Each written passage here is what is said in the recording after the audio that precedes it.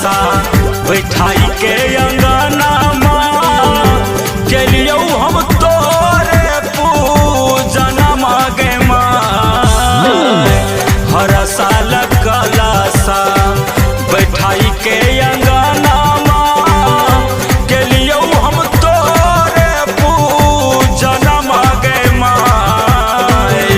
तो बने पूरा भेल हमरो सपनमा तो बने पूरा भेल हमरो सपनमा सुन लागे हमरो गन मागे तो बने पूरा भेल हमरो सपनमा सुन लागे हमरो गन मागे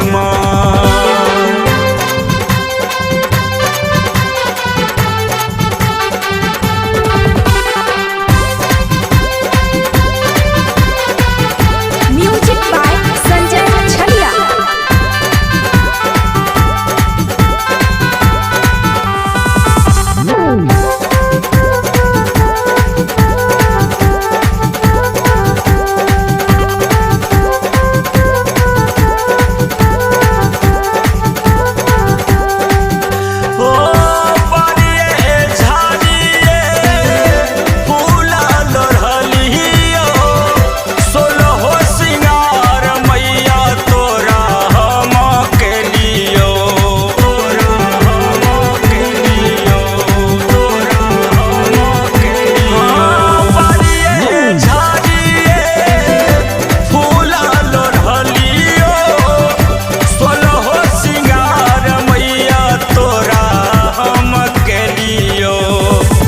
नवमी के नव दिन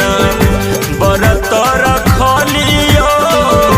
तोरे दुआर हमनी बलियो गे माय नवमी के नव दिन व्रत रखलियो तोरे दुआर हमनी बलियो गे माय तो बने पूरा भेल साजल सपना मांगे तो बने पूरा भेल साजल सपना सुन लागे हमारो गन मागे तो बने पूरा भेल मन के सपना सुन लागे हमारो गन मागे